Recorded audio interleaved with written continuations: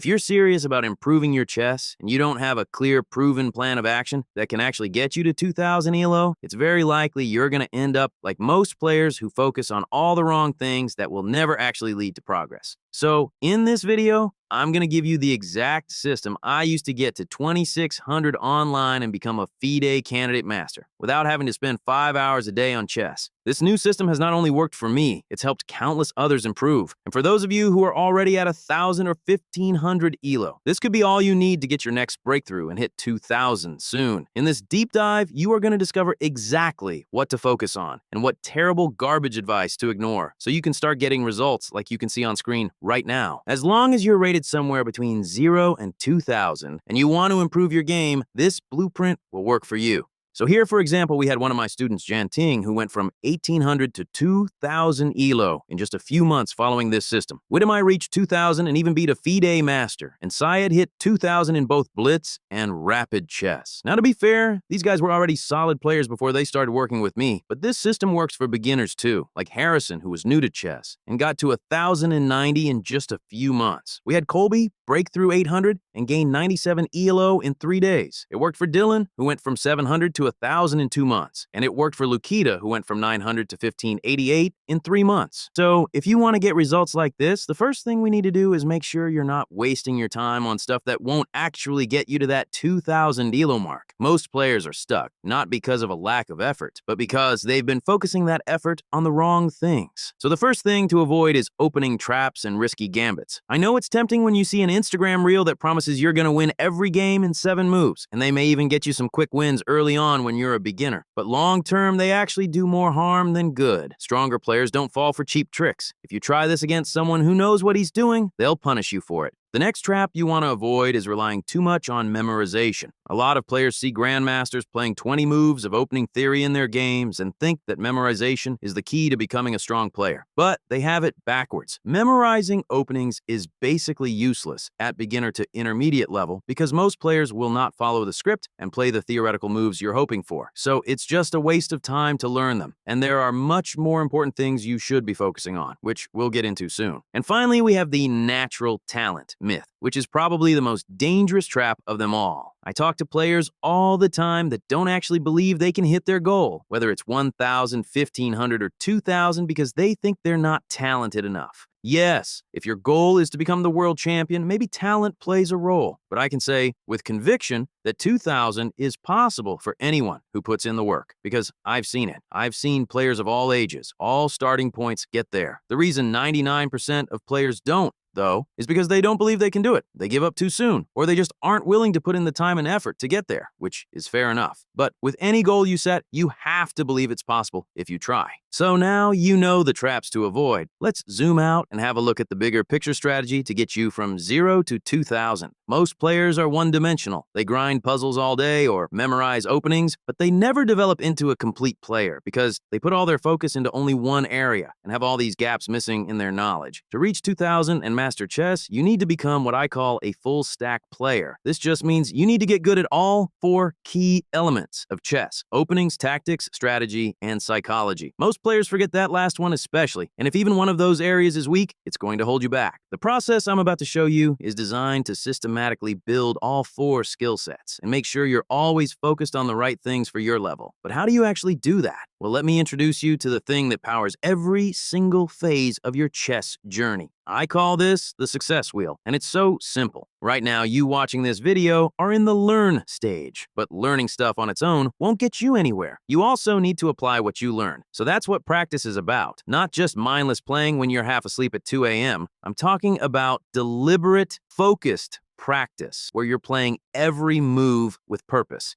Then, you should be analyzing every game afterwards to learn from your mistakes, ideally with feedback from a coach or a stronger player who can instantly point out the gaps in your thought process. And then you just repeat this cycle over and over again, from 500 ELO to 1000 to 1500, and all the way to 2000 and beyond. This cycle never changes. But the mistake most people make is thinking they can just go about all this randomly with no structure or direction and expect to improve fast. And that's why so many players stay stuck, and most never even get close to 2000 ELO.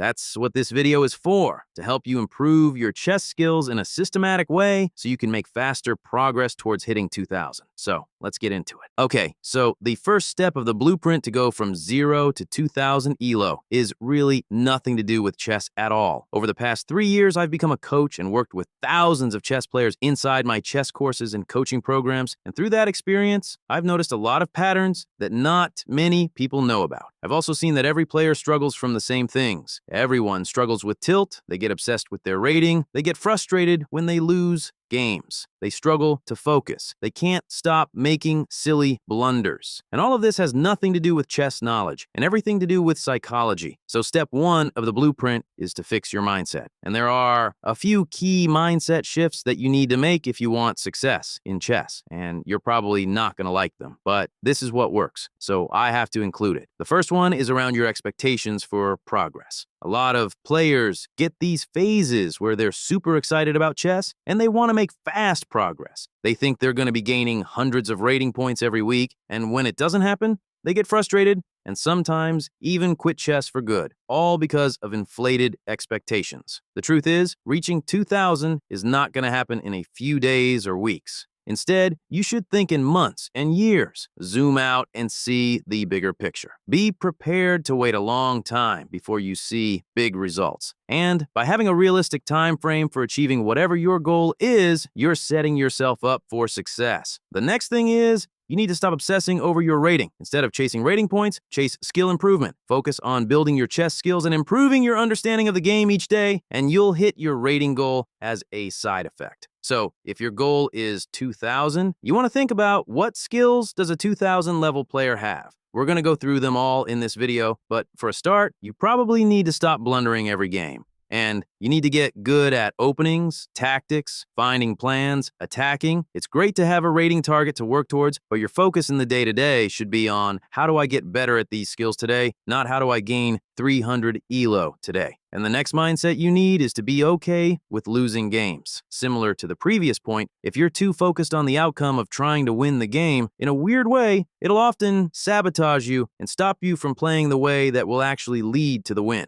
An example is the player who hates losing so much that he avoids taking any risks, and this causes him to play too passively, and so his opponent keeps attacking him until he eventually falls apart. And also, you actually learn the most from those painful losses, so you should treat every loss as just an opportunity to learn and improve. So really the theme in all this is to stop focusing so much on the outcome, because you can't really control that. But what you can 100% control is the process, how well you apply yourself in your games and in your training. Okay, so once we've sorted out your mindset, we need to do another thing that doesn't involve chess, and that is set some goals. Now, I know I just said don't focus on your rating, but it's still good to have a rating goal in your head to work towards. But once you've set the goal, you shouldn't be constantly thinking about it either. Just leave it in the back of your mind and instead focus on the actions that will lead to achieving the goal. And that's what this step-by-step system is for, to get you focused on the actions you need to take to improve your understanding of the game so that you can skyrocket your rating. Now, the first action goal you should set is to bring your full focus to every single game you play.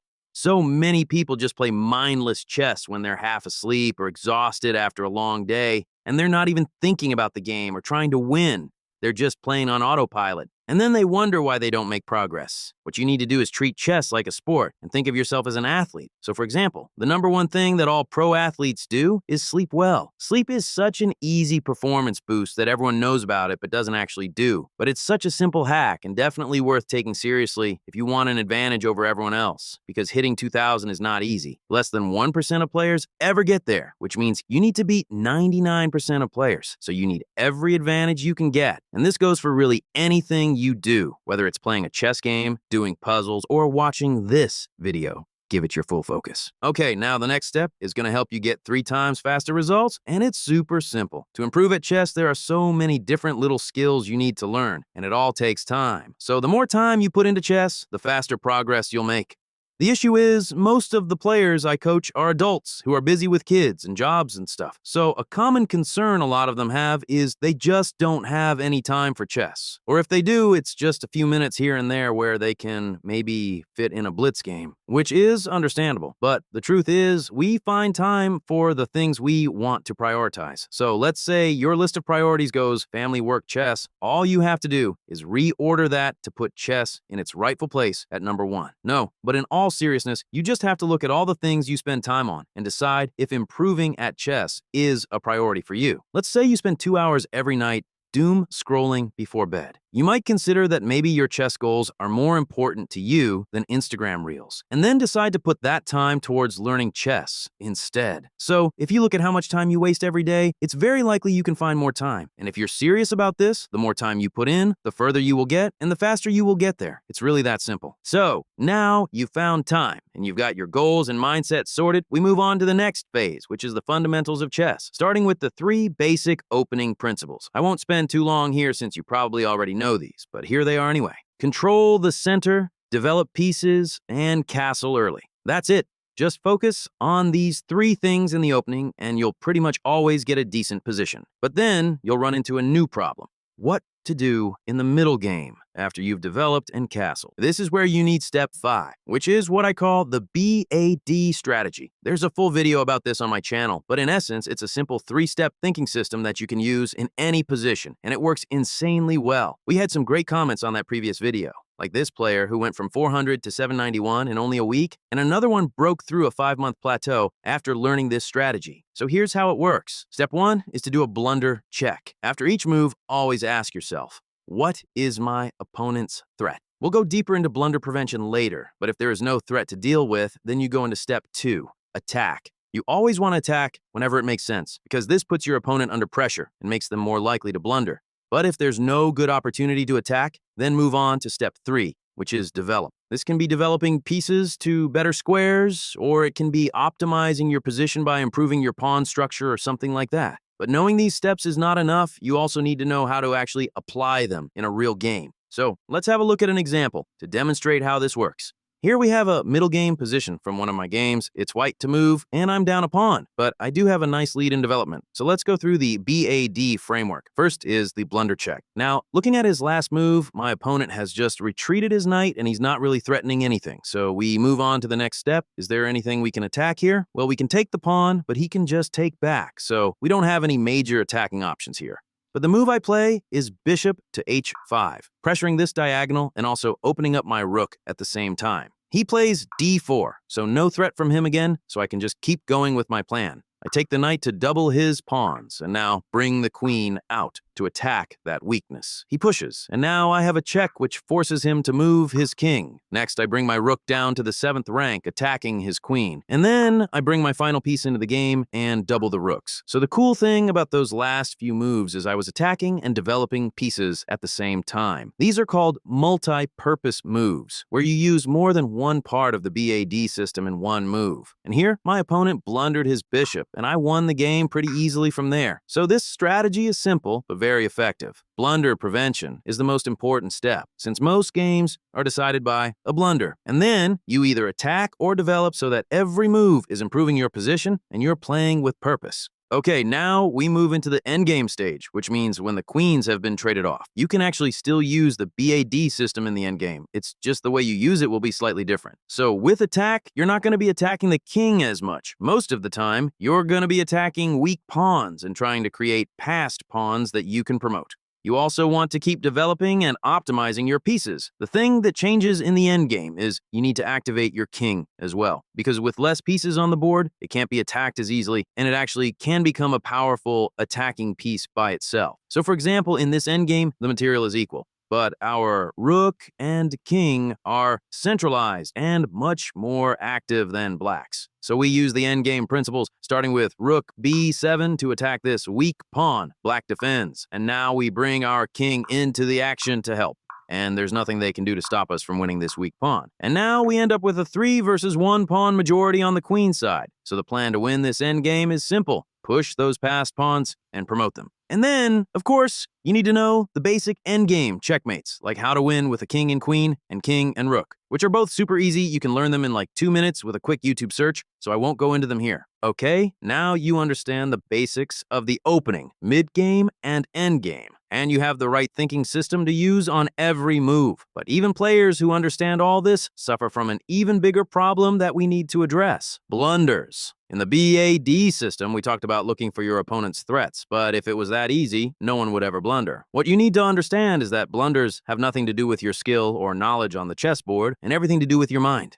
It's your psychology and level of focus that are the root cause of most blunders. For example, maybe you're playing while tired and you can't concentrate, or you're multitasking and distracted with 13 other tabs open on your browser. Or maybe you're just too lazy to think so. You just play a rushed move. And so you blunder your way down to 400 ELO. And this is a massive problem because most games are won or lost because of a blunder. The good news is, if you fix your blunder problem, you'll instantly start winning more games, and your rating will go up a solid 200 to 300 points, effortlessly. For most players, this is actually the #1 thing holding them back from getting to the next level. So how do you actually prevent blunders? Well, you can't prevent blunders completely. Even the best players in the world still blunder. But what you can do is reduce blunders dramatically to the point that they're not affecting every game of yours, and it's not holding you back anymore. So I'm going to give you some super easy action steps that you can start doing immediately to blunder less and win more. The first one is probably the most important, and that is to slow down. Most blunders happen when you get impatient or you just play on autopilot without really thinking, and then you notice your mistake a millisecond after playing it. The solution is to simply slow down so this doesn't happen and play longer games if you need to. If you go from 10-minute to 15 plus 10 games, I guarantee you'll make less blunders. The next one is to play when you're fresh, and if you get that itch to play when you're exhausted at 3 a.m., just play an unrated game to scratch that itch. Next is focus. This means cutting out anything that could distract you. Close all other tabs. Make sure you're in a quiet room. Tell your family not to distract you. Remember, the fate of your chess rating is at stake. And the final one is about dealing with tilt. There's a saying that blunders come in threes, and what it means is that after we make one mistake, we tend to make more. Very often you might lose a pawn or make some minor mistake, but this isn't game over yet. Your position still isn't losing. But what happens next is a lot of players get frustrated at themselves because of that one mistake, which ruins their focus. And then they make an even bigger mistake, like getting back rank mated and lose the game. It's very easy for one tiny mistake to turn into a massive downward spiral. Now, the way to stop this from happening is after that first mistake, you have to catch that initial frustration and realize you can't do anything about it now. The only thing you can do is focus on the current position that you have and make the best of it. So that's the key. You have to reset your focus, forget any past mistakes, and always focus on the position in front of you. Once you've fixed your blunder problem and you're no longer blundering every single game, we're now getting to the intermediate stage of the blueprint to 2000 ELO. Step 8 is to choose your openings. A lot of players waste so much time thinking about this decision, trying to find the best opening, until they realize the truth, which is that there is no best opening. Any of the popular solid openings can work, but only if you know how to play them. And to do that, you have to play it over and over until you're good at it. The only best opening is the one you stick to, because that's how you truly master it. So many players try to learn 20 different openings at the same time and end up sucking at all of them. Instead, you should pick 3 solid openings and stick to them. One for white, one for black against e4, and one against d4. Sticking with a few solid openings will give you a massive advantage over other players in the long run, because you'll have so much deep experience with them. So you'll be able to get familiar positions and start off strong. Just make sure you pick solid openings. Don't play something stupid, like the cow or some risky gambit. And by the way, if you're ever in an unfamiliar position where your opponent's just playing random moves early on, you can always just fall back on your foundation, the 3 opening principles from step 4. Okay, this next step is super important because it's something that affects every stage of every chess game. Tactics. Now, you may have heard people say, chess is 99% tactics. This is definitely an exaggeration, but there is a lot of truth to it. Tactics are everywhere, and they're a crucial skill if you want to hit 2000. They're also very easy to train. Just do puzzles. This is something players of every level should be doing. At the very least, do the 3 or 5 minute puzzle rush on chess.com. This trains your pattern recognition so that you can spot different types of tactics. The more you do it, the faster you'll start seeing these tactics in games, and it's also a good warm-up before you play.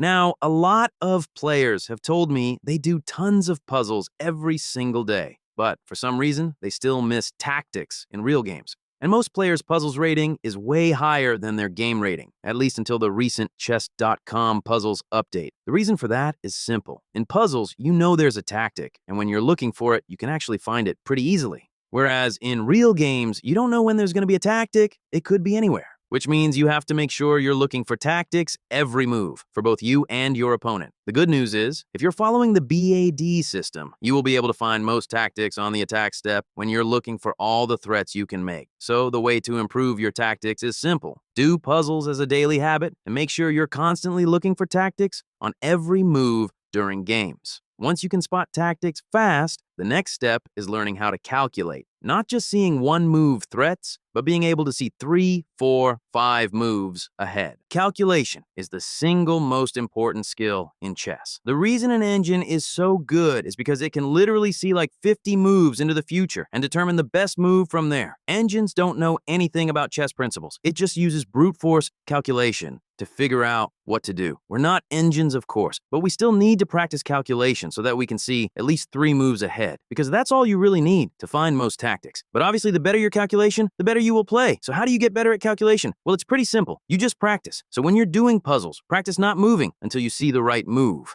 This will force you to calculate correctly instead of just guessing. And in your games, you're constantly practicing calculation. And when you analyze games too, that's another opportunity to practice calculating deeper, because you can pause on certain tricky positions and take as long as you need to calculate, again, without moving the pieces, so that you train your ability to see things in your head. So calculation is a skill you should be practicing every chance you get, which is why I'm excited to show you this position from one of my recent games. As you can see, my opponent has just blundered with his last move, but you have to find the tactic if you want to punish him. The one hint I'll give you is that white has 4 pieces, all aiming towards black's king, and black only really has 1 defending piece, which means your tactical spidey senses should be tingling. So pause the video here. Think about how you can use all these 4 attackers and try to find the winning move for white. Okay, the winning move is to sacrifice the queen, threatening mate in 1, so black has to take, which opens up the diagonal for our bishop. So next we have knight takes f7, double check. King here is forced, and then knight takes pawn is a beautiful checkmate. This combination is pretty advanced, so well done if you found it. And now it's time to move on to the next phase of the 2000 ELO blueprint, strategy. This is what separates advanced players from intermediate players. At high levels, you can't rely on your opponent blundering or missing a simple tactic. You have to understand positional play and strategy to outplay them. But what does strategy even mean? Well, I like to split it into 3 parts: evaluation, finding plans, and execution. Evaluation is basically being able to analyze the position in front of you and understand what's going on. Grandmasters can take one look at a position and instantly spot if there's a weak pawn somewhere or if the opponent's king is weak. And that is how you find the right strategy, by targeting your opponent's weak points. The mistake most players make with evaluation is materialism. They only focus on counting the pieces to determine who's winning. But material on the board is often the least important factor. The most important thing to look at first is king safety. If you're getting checkmated next move, it doesn't matter how much extra material you have. Then you have to look at piece power, which is how active your pieces are compared to your opponent. Having super active pieces can often make up for being down material. And finally, there are positional advantages, which are things like the bishop pair, or if your opponent has double pawns. When you're evaluating a position, you have to take all of these factors into account and analyze the strengths and weaknesses for both sides. If you can do this, finding plans becomes easy. In fact, you'll often see multiple good plans in a position. Like maybe you could attack a weak pawn, or you could improve one of your pieces that's not doing anything, or you could optimize your pawn structure. These ideas come easily when you know how to analyze positions like a master and understand what's going on. And by the way, you shouldn't be trying to analyze like an engine either. A computer evaluation is basically a number that takes into account all these factors mathematically, but it's not something you need to worry about during games. Evaluation for humans is different. You just need to know roughly who's better and be able to spot weaknesses that you can attack. This brings us to execution. How to actually execute that attack. That's step 12. Now, some coaches will tell you the opposite. They'll tell you to not attack and just wait for your opponent to make a mistake. And others tell you to just attack all the time and be super aggressive. Both are wrong. You always want to be adapting to the position in front of you instead of relying too much on principles or rules of thumb. So don't be too reckless and attack too early when you're not ready. But also, if you see a good opportunity to attack and get an advantage, take it. Attacking play is effective for many reasons. First off, by taking the initiative, there's a higher chance you'll create opportunities for tactics. If you play too passive, you'll find that the tactics never seem to work in your favor. Then there's also the psychological benefit of putting your opponent under pressure. If you're relentless with your attack, a lot of players will eventually just crumble under all the pressure and start making silly blunders. So, what does a successful attack actually look like? Well, there are 3 rules of attack. Number 1 is bring pieces. You want as many attackers as possible to participate, and you want more attacking pieces that your opponent has defending pieces. Number 2 is open lines. Your attacking pieces are useless if the position is blocked up by pawns. And number 3 is speed. You cannot waste even a single move because it might give your opponent the time he needs to get his defense together, and it might cost you the win. Speed wins. Okay, so remember these 3 rules because we're going to apply all of them in this example. This is another position from a recent game of mine.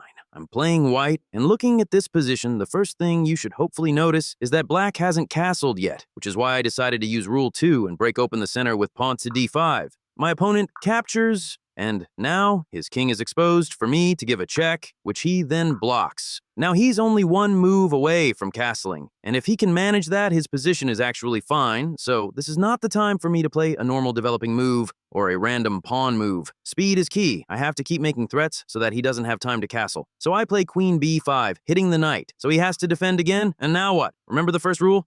Bring as many pieces as you can into the attack. So I played bishop to a3, developing a new piece and adding even more pressure so that he still can't castle, or he would lose his bishop. He tries bringing his rook in, but this doesn't really do anything. So now it's time for the finishing blow. A brilliant move, sacrificing the queen. This is another example of how tactics tend to favor the attacking player. After queen takes, I take the bishop with check.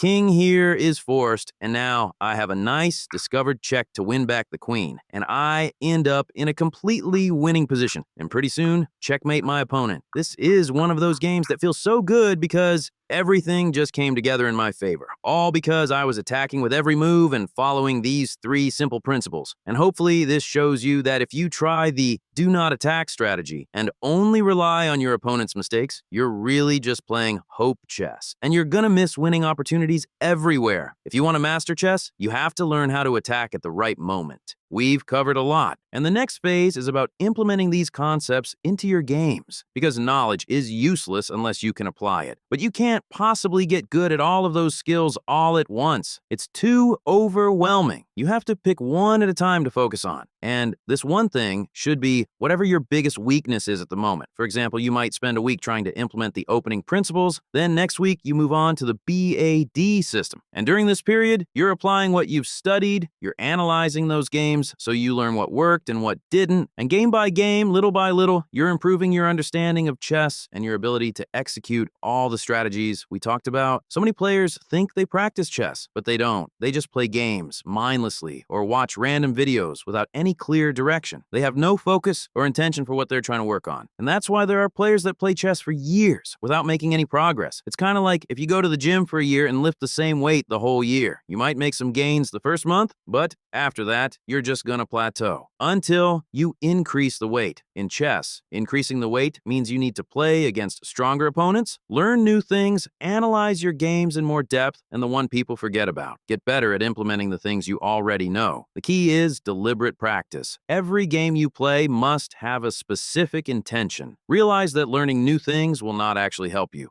unless you know how to apply them. I see a lot of players that spend way too much time studying and not enough time playing games. They think they need to learn as much as they can. But if you're just consuming content and binge watching videos, you don't actually learn anything. It's actually counterproductive because you just get overloaded with information that you don't know how to use. The best way to actually learn a concept is to use it in games until you feel confident with it. So studying chess is great as long as you're implementing what you learn with intention. It's a balance of study and practice. You need to do both. As soon as you learn a new concept or framework, try to use it in a game straight away so that it really sinks in. Now, the next step of the blueprint to 2000 is game analysis. The best players analyze every game they play, win or lose. This is a great habit to build. There's always something you can learn from each game, especially your losses, because they put a spotlight on your weaknesses. Analyze the game first on your own, and then you can use the engine if you need help to figure out what mistakes you made and what you should have done.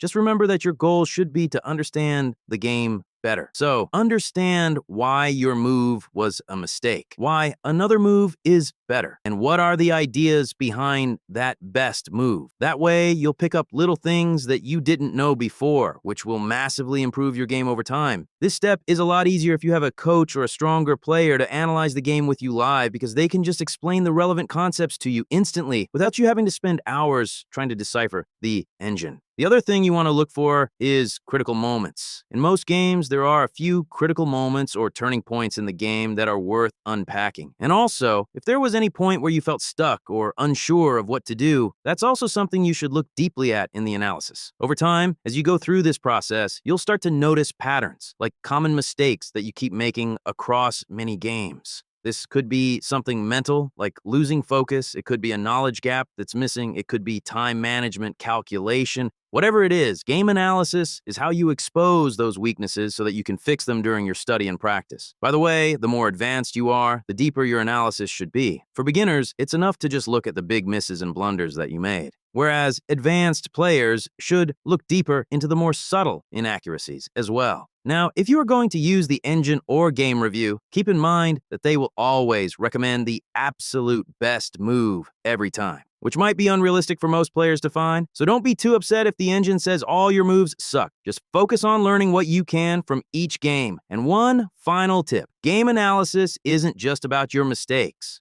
A lot of times, that's what we focus on, what we did wrong. But it's just as important to recognize your good moves as well. When you find a brilliant tactic or strategic idea, understanding why it worked will help reinforce that pattern and build up your strengths. So yes, it's great to learn from your mistakes, but don't forget all the good stuff you did as well. Okay, we're almost there. The final step of the blueprint is putting it all together to give you a simple daily training plan that you can follow to hit your chess goals. It's super simple, and it works for players of all levels. Let's assume you have 1 hour a day for chess. This is how I would spend it. Start with 5 minutes of Puzzle Rush as a warm-up and also to practice tactics. Then go into playing and analyzing games for 40 minutes, making sure that you have a specific intention for what you're working on for every game. We're spending most of the time here because this is the actual practice. It's like if you want to learn piano, you wouldn't spend most of your time reading about it. You need to actually sit down and practice it to get better. And then in whatever time you have left over, you can spend studying or learning focused around your weak areas. Keep in mind, these are just rough guidelines. You don't have to be this rigid with it, and you can scale the numbers up or down depending on how much time you have and how fast you want to make progress. The more you put in, the more you will get out. And if you're wondering what exactly you should be studying, I don't have a cookie-cutter answer for you, because it varies. So think about all the skills we discussed and reflect on which is your biggest weakness. And if you've been analyzing your games, you should have an idea of the common mistakes you keep making. And you'll notice patterns, like maybe you keep losing in the middle game, so you have to work on your positional understanding. Focus your study on whatever your biggest weakness is at the moment. That's what will give you the biggest rating jumps. And this brings us back to the success wheel that we talked about at the start. You learn stuff and put it into practice, you analyze what worked and what didn't, and you get feedback from a coach or stronger player to help fix your biggest weakness. And then a new weakness will appear, and you repeat the cycle until you hit 2,000 ELO and beyond. This is the fastest way to improve your skills, win more games, and increase your rating day by day. And that's what moves us on to what I call the promised land. Now, once you reach the promised land of 2,000 ELO and above, you're pretty much competent at every area of chess, and it feels good to actually know what you're doing instead of feeling completely lost when you look at a position. But for most players that get here, pretty soon you decide that 2,000 isn't enough, and you want to push further. So to get past 2,000, you just have to keep leveling up in each of these areas using the exact same success wheel. So this is how you go from 0 to 2,000 ELO in chess. Use this as a guideline of where you need to level up. Look at these steps, focus on your weakest areas, and watch your rating skyrocket. Now, If you want to fast track your progress with all my courses and coaching, click the link in the description or go to school.com/chess to join the program. It includes full courses that go into much more depth on a lot of the topics we've just covered, like my 2-hour anti-blunder blueprint, a full course on finding winning plans, my full Art of Attack course, and more, all included inside one central hub for chess improvement. So, click that link below. Hope to see you inside, and good luck.